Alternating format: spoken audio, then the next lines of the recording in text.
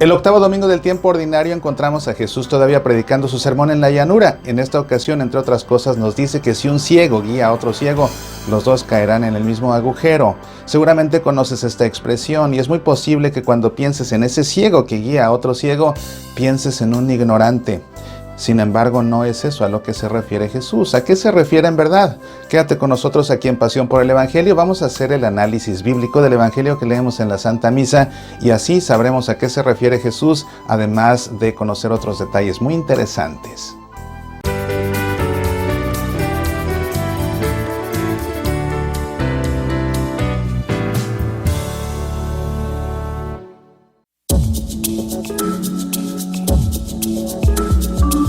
Estamos ya en el octavo domingo del tiempo ordinario. Increíble que ya se fueron 8 domingos del tiempo ordinario.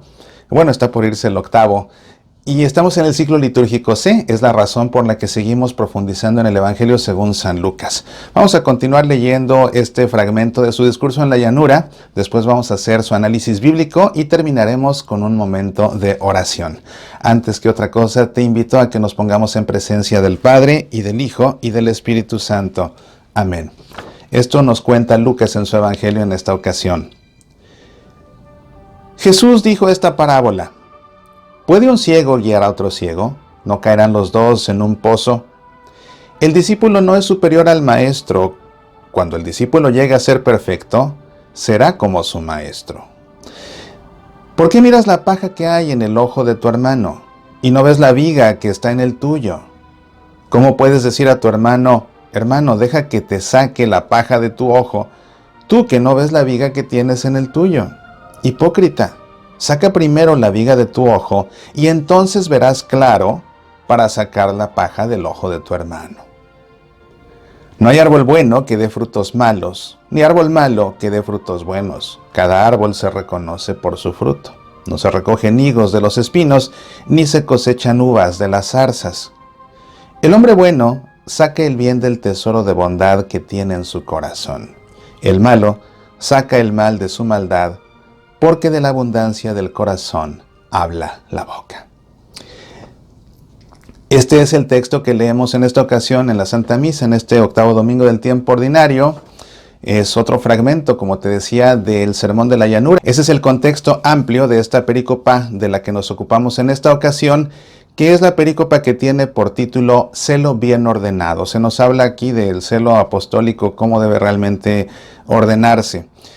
El contexto inmediato de esta perícopa, una perícopa antes y una perícopa después. Bueno, la perícopa anterior es la que nos habla acerca de la misericordia y la beneficencia, que escuchamos en la Santa Misa el domingo anterior. Y la siguiente es la necesidad de las obras. Vamos a ver versículo por versículo este texto para poder ver qué podemos encontrar. Este sermón de la llanura, ya te lo he dicho en las ocasiones anteriores aquí en Pasión por el Evangelio, es pues el equivalente al sermón del monte que presenta Mateo, es decir, Mateo y Lucas compilan las enseñanzas más importantes de Jesús. Mateo las ubica en la cima de un monte para darle a Jesús su máxima autoridad. Es esta pues la nueva Torá, la Torá mesiánica. Recuerda que Dios dio a Moisés en la cumbre de un monte, del monte Sinaí, la Torá, la ley de la alianza que se selló con el pueblo de Israel. Ahora Mateo coloca a Jesús en la cima de un monte para que de ahí Jesús nos comunique su nueva ley, que es el conjunto de todas sus enseñanzas más importantes. Y ubicando Mateo a Jesús en la cima de un monte, le da máxima autoridad incluso divina, precisamente para que así nos entregue su nueva Torá. Una nueva Torá que será la ley de la nueva alianza, una nueva alianza que, a diferencia de la primera, que era temporal y pactada únicamente entre Dios y el pueblo de Israel, esta nueva alianza que será sellada al final de la vida de Jesús con su sangre, es una alianza eterna y que está destinada a todos los hombres. Pero en contraparte, Lucas colecciona las enseñanzas más importantes de Jesús y las ubica no en un monte como Mateo, sino en una llanura. Interesante el contraste. Pero en el caso de Lucas, ubica a Jesús en una llanura. Después de haber estado en un monte orando para escoger allá a sus apóstoles, Jesús desciende del monte para ubicarse en la llanura y ahí hablar en medio de la gente. Entonces lo que hace Jesús en el Evangelio según San Lucas es abajarse al nivel de nosotros, para desde ahí, siendo el Dios con nosotros, para desde ahí en medio de nosotros instruirnos. Y nos instruye precisamente con este sermón que hoy continuamos leyendo en la Santa Misa. Es un sermón que está compuesto por bienaventuranzas, como ya hemos visto hace 2 semanas, que está compuesto por diferentes máximas, o mejor dicho en términos bíblicos por diferentes logia. Aquí vemos un logion al final de esta perícopa, pero también nos encontramos 2 parábolas antes, así que es un discurso que está formado por todo tipo de géneros. Y comenzamos con esta parábola, que es la parábola del ciego. ¿Puede un ciego guiar a otro ciego? ¿No caerán los dos en un pozo? Como te decía en la introducción del programa, es común pensar en este ciego que guía a otro ciego como una persona ignorante, que por ser ignorante, si guía a otra persona, pues ignorante que sigue a un ignorante, es decir, un discípulo ignorante que sigue a un maestro ignorante, los dos van a caer en un pozo, ¿verdad? Porque los dos van a cometer el mismo error, uno siguiendo a otro, el discípulo siguiendo al maestro y el maestro instruyendo al discípulo. Pero no se refiere Jesús a la ignorancia. Tenemos que ubicar este texto en su contexto, esta frase en su contexto, para ver realmente a qué se refiere Jesús con esta ceguera. Y de aquí tú podrás comprender por qué la regla de oro de la exégesis bíblica, la regla de oro de la interpretación, consiste en ubicar un texto en su contexto. De otra manera se sacan las palabras de contexto y pueden significar cualquier otra cosa menos lo que realmente se quiere que signifiquen. Entonces, ¿a qué se refiere esta ceguera? No es la ignorancia, vamos a ver qué dice después. El discípulo no es superior al maestro. Cuando el discípulo llegue a ser perfecto, será como su maestro. Entonces aquí vemos que el ciego al que se refiere Jesús primero es precisamente al maestro. Es interesante porque este mismo texto lo encontramos también en el Evangelio según San Mateo, pero en el caso de Mateo, Jesús le dirige esta parábola a los fariseos. A los fariseos, que mucha gente pues trataba de imitarlos, se los consideraba grandes autoridades, incluso maestros. En el caso de Lucas, Jesús le dirige no esto a los fariseos, Jesús le dirige esto a los discípulos. Jesús le dirige esto a los discípulos. Lógicamente que la reflexión que hace Lucas de todo lo que aprende acerca de Jesús en su investigación acerca de su vida y de sus enseñanzas, Lucas lo ve desde la perspectiva de un discípulo mismo, que él está ya siendo cristiano, que ya se ha cristianizado y que él quiere saber más y más y más de Jesús para compartirlo con más discípulos o potenciales discípulos que quieran convertirse al cristianismo del mundo gentil. De esta manera, pues esta reflexión que hace Lucas acerca de este mensaje de Jesús ya no lo ubica como palabras de Jesús dirigidas a las autoridades judías como hizo Mateo, en Mateo judío a fin de cuentas, sino que Lucas pues ubica esto como un discurso que dirige Jesús a los cristianos o bueno, a sus discípulos, ¿no? Que pues a fin de cuentas todo discípulo de Jesús tiene que seguir estos lineamientos, por supuesto que sí. Dice aquí entonces, el discípulo no es superior al maestro. Cuando el discípulo llegue a ser perfecto, será como su maestro. Entonces aquí viene la explicación de la ceguera. ¿Por qué miras la paja que hay en el ojo de tu hermano y no ves la viga que está en el tuyo? Es muy interesante porque aquí Jesús está empleando términos del mundo de la carpintería para desarrollar esta parábola. Es una parábola que cualquier carpintero hubiera entendido a la primera. ¿Por qué? Porque en su taller de carpintería, pues él lógicamente corta la madera y la tiene que lijar para construir, entre otras cosas, postes, ¿verdad? Para construcciones y demás. ¿Y qué sucede cuando está el carpintero tallando y a lo mejor tiene un asistente y a la hora que está tallando y puliendo y lijando, en una de esas vuelan las astillas, vuelan las virutas, vuela el aserrín y se le mete en la ojo al asistente? Entonces el asistente ya no puede ver porque tiene aquí metido en el ojo pues algo de aserrín, tiene aquí metido una pajita, ¿verdad? Mientras que el maestro carpintero pues está tallando un poste. Entonces aquí es lo que dice Jesús. ¿Por qué miras la paja que hay en el ojo de tu hermano y no ves la viga que está en el tuyo? ¿Ves términos de carpintería? ¿De dónde sacó esto Jesús? Seguramente que de su experiencia trabajando con José, que si bien José no era propiamente un carpintero, era más bien un artesano, era alguien que se dedicaba no solamente al trabajo de carpintería, sino a trabajos pues de reparaciones, a trabajos de construcción. Pero entre las tareas que realizaba José ciertamente estaba la carpintería. Entonces de ahí, de esa experiencia, Jesús recuerda estas anécdotas y entonces de ahí arma esta parábola, que es muy claro, ¿verdad? Porque pues sí, fíjate, pero fíjate el contraste aquí tan marcado que hace Jesús, y otra vez entendiendo de dónde procede esto, de una experiencia en un taller de carpintería. Fíjate cómo recrimina al maestro, ¿verdad?, de no ver la viga que hay en el ojo. De no ver la viga, o sea, una viga grande no la puede ver y la tiene clavada en su ojo. Pero sí es muy bueno para ver una pequeña paja en el ojo del hermano. Pero esa pequeña paja, así de minúscula, basta para cegar al hermano. Porque sí o no, a ti te ha pasado, por supuesto, se te mete una basurita al ojo y en ese momento te ciega, ya no ves nada. Ya no ves nada hasta que te la sacas. Entonces, una cosa tan pequeña como una paja ciega a un hermano. En este caso ciega al discípulo, pero el maestro es incapaz de ver que él no tiene una pajita, él tiene una viga tremenda, ¿ves? Y precisamente esa viga es lo que lo ciega. Porque de lo que está hablando aquí Jesús es que el maestro es muy bueno para puntualizar los errores del otro. Y bueno, aquí ya ni siquiera el maestro, somos muy buenos para puntualizar los errores de los otros, los defectos de los otros, los pecados de los otros, sin detenernos a ver primero los nuestros. Y la gran realidad, pon atención, la gran realidad es que esas pajas en los ojos ajenos, que sí somos capaces de ver, en el fondo no son otra cosa más que aquellas cosas que nos disgustan de nosotros mismos. Porque es innegable que aquello que criticas en tu hermano, y no falla, lo que sueles criticar en tu hermano es algo que ves en él, que te disgusta, no de él, sino que te disgusta de ti mismo. Y porque te disgusta de ti mismo, no lo soportas ver reflejado en alguien más y lo criticas. Pero en el fondo te estás criticando tú a través de criticar al otro, pero sin darte cuenta de que realmente el que estás criticando es a ti.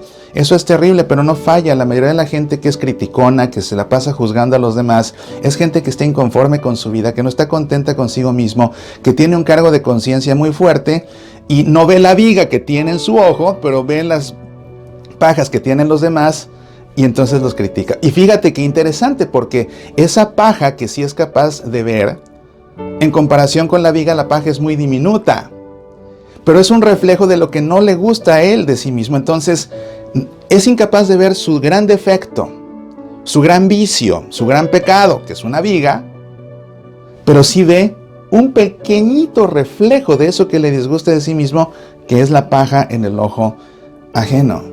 ¿Y qué es lo que lo ciega para ver? Pues la viga. Entonces es muy interesante a lo que se refiere Jesús. Es muy interesante, y de ahí procede precisamente esa ceguera que hace que un ciego guíe a otro ciego, y la consecuencia en esos casos es que los dos caen eventualmente en el mismo pozo.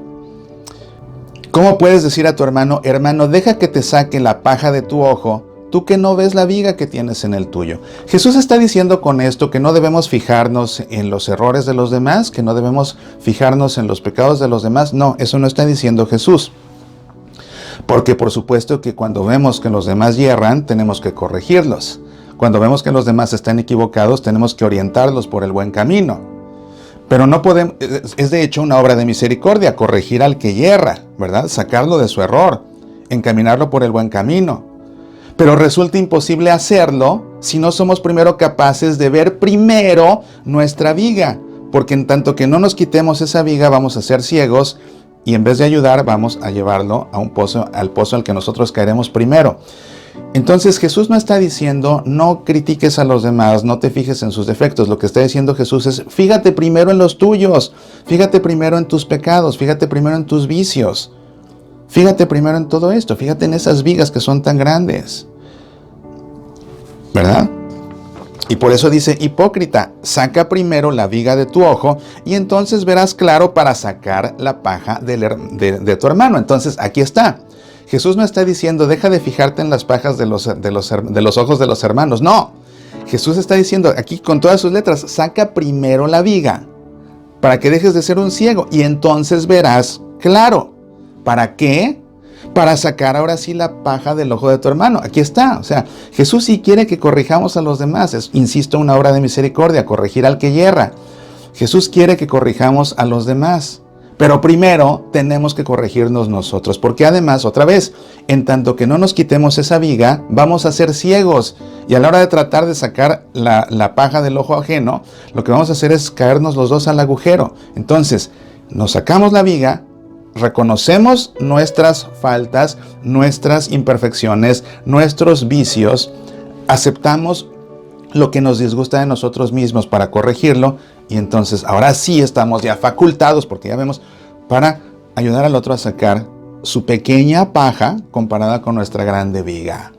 Para yo ayudar a otro a corregirse, tengo yo primero que corregirme, porque otra vez insisto y no me canso de repetirlo, esa paja pequeña que vemos en los ojos de los demás y que no nos gusta porque es un reflejo de la grande viga que tenemos clavada en nuestro propio ojo.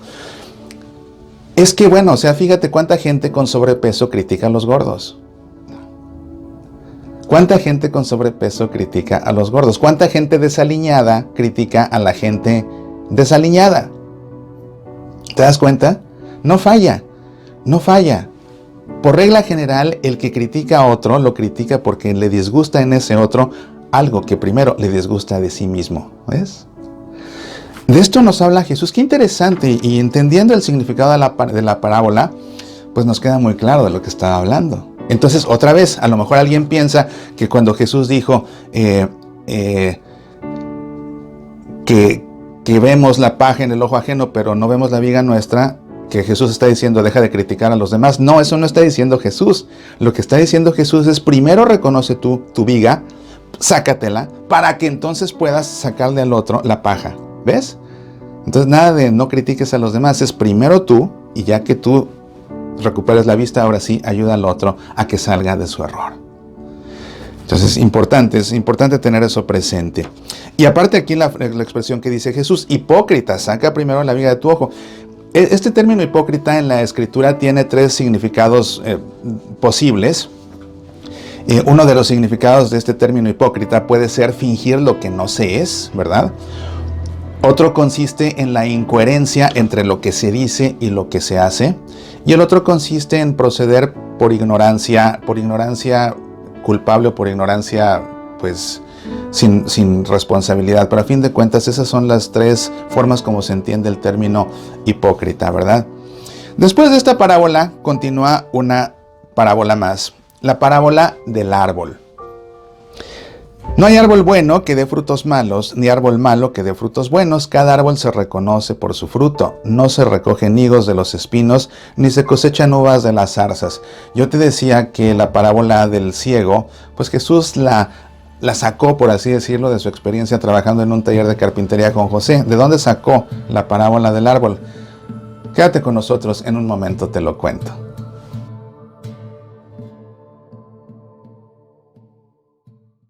Te invito a leer mi nuevo libro Escucha, Jesús habla desde la cruz. Ya está disponible para su descarga su edición digital para Kindle desde la tienda de Amazon.com. La edición impresa disponible a partir del miércoles de ceniza en Amazon.com o desde nuestro sitio semillasparalavida.org. Un libro conmovedor en el que sostendrás un diálogo con Jesús al tiempo que lo contemplas muriendo en la cruz por ti y lo escuchas pronunciando sus últimas palabras. Escucha, Jesús habla desde la cruz. Nos quedamos pues en la segunda parábola de esta perícopa, la parábola del árbol. No hay árbol bueno que dé frutos malos, ni árbol malo que dé frutos buenos, dice Jesús. Cada árbol se reconoce por su fruto. No se recogen higos de los espinos, ni se cosechan uvas de las zarzas. Bueno, eso puede parecer muy lógico, de hecho lo es. Pero fíjate algo aquí interesante, cuando Jesús dice sus parábolas, a veces pensamos que Jesús las dice para que la gente entienda basándose en sus experiencias cotidianas, ¿verdad? Parábolas que tienen que ver, por ejemplo, con la agricultura, con situaciones domésticas como perder una moneda y buscarla toda la noche, por ejemplo. Parábolas con lámparas de aceite, en fin. Pero también Jesús, y aquí lo vemos claramente, saca sus parábolas no solo de experiencias de la vida cotidiana, sino que también Jesús fundamenta sus parábolas en ciertas ocasiones en la Escritura misma. Esto es importante porque el auditorio al que se dirige, principalmente formado por judíos, son personas que están familiarizadas con la Escritura. Entonces, cuando Jesús les habla en una parábola y la fundamenta en la Escritura, la viene a renovar, le viene a dar novedad, le viene muchas veces a dar plenitud, pero a fin de cuentas le habla a la gente también en términos religiosos, no solo en términos cotidianos, sino también en términos religiosos que la gente puede entender con un sentido religioso. Y precisamente esta parábola del árbol es una de ellas, porque esta idea del árbol la encontramos en el Antiguo Testamento en diferentes textos. Por ejemplo, el primero de los Salmos habla así: será como árbol plantado entre acequias, da su fruto en sacón, su fronda no se agosta.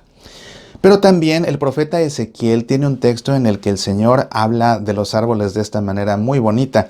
También yo tomaré de la copa del alto cedro, de la punta de sus ramas escogeré a un ramo y lo plantaré yo mismo en una montaña elevada y excelsa. Echará ramaje y producirá fruto y se hará un cedro magnífico. Debajo de él habitarán toda clase de aves, y todos los árboles del campo sabrán que yo, el Señor, humillo al árbol elevado y elevo al árbol humilde.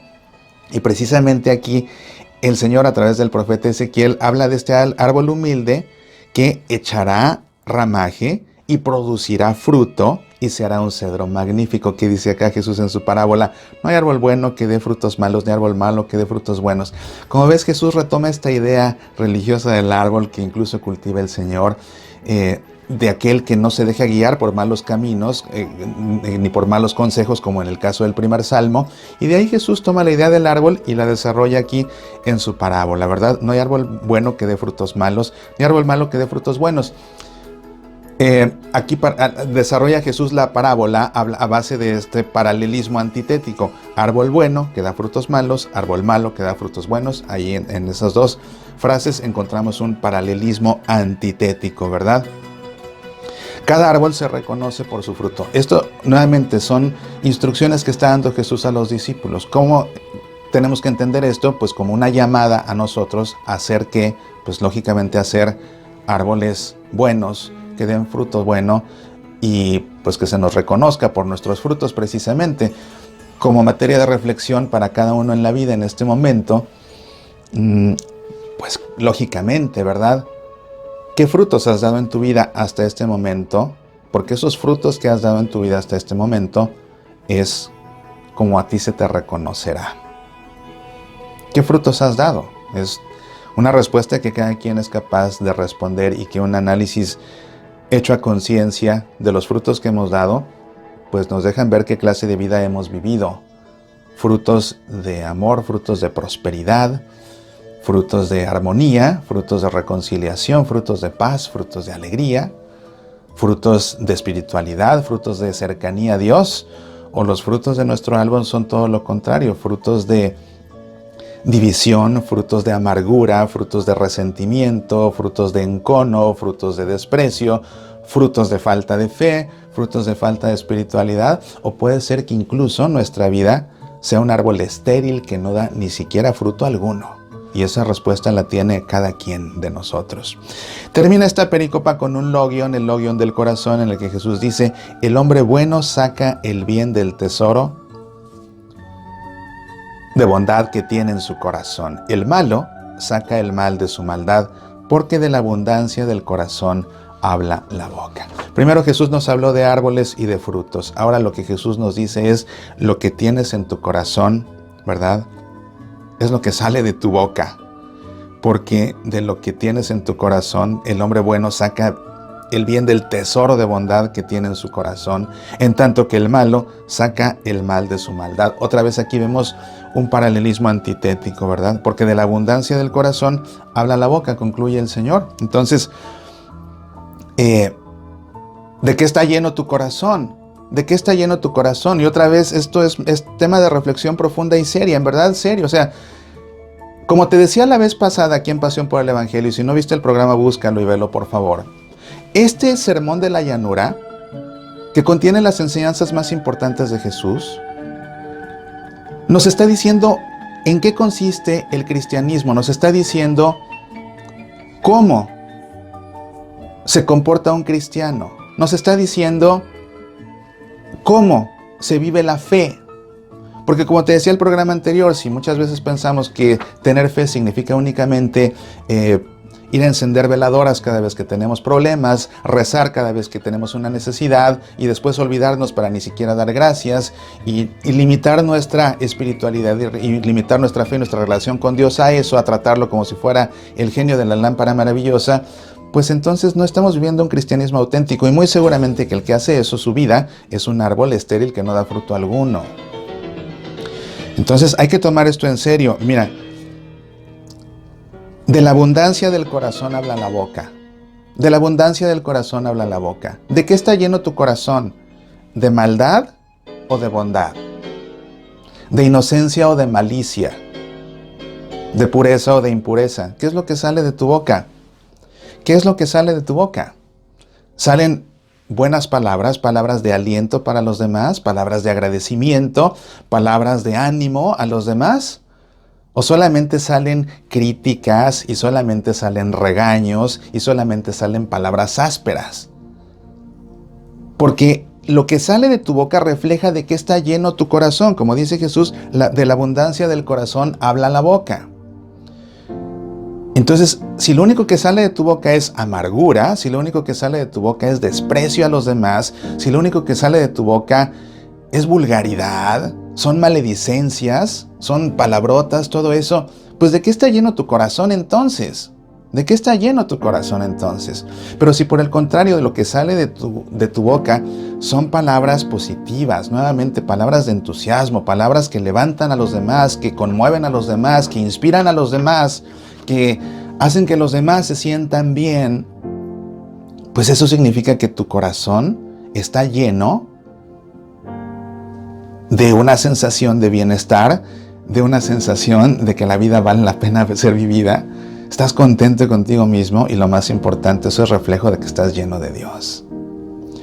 Es así. Nadie que habla a los demás con amargura, que habla a los demás en un tono áspero y cortado, que levanta la voz, que trata de asustar y amedrentar, que es violento verbalmente, que agrede con las palabras, que es vulgar y corriente y grosero, no puede decir que tiene a Dios en su corazón.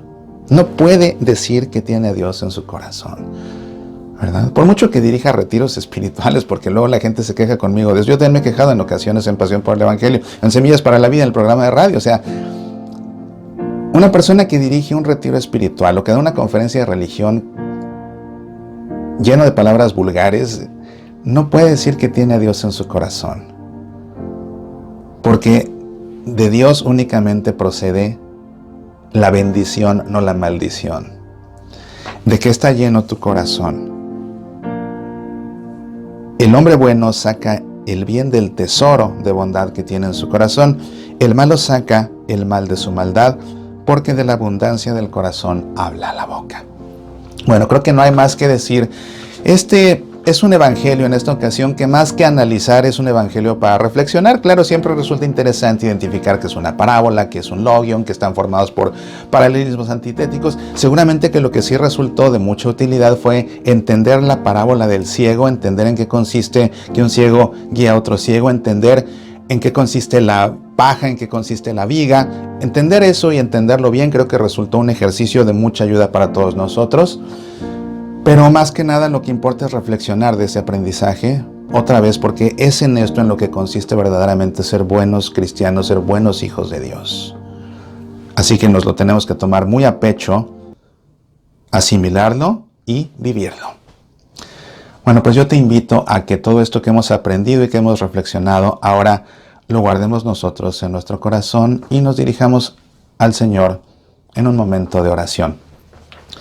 Te invito, como siempre hacemos, a que por un momento cierres tus ojos, pongas tu mano sobre tu corazón y en tu interior hagas eco a estas palabras. Las pajas que vemos en los ojos de los demás no son sino un reflejo de aquello que nos disgusta de nosotros mismos. Pajas pequeñas en contraste con nuestras vigas grandes. Vigas que nos ciegan, vigas que nos dañan. Señor Jesús, ayúdanos a ver las vigas que ciegan nuestros ojos. la viga de la soberbia, la viga de la ignorancia, la viga del error. Ayúdanos a remover esas vigas.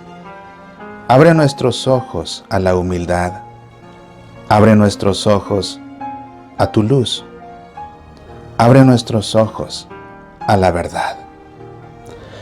Ayúdanos a remover esas vigas y podremos reconocer nuestros pecados.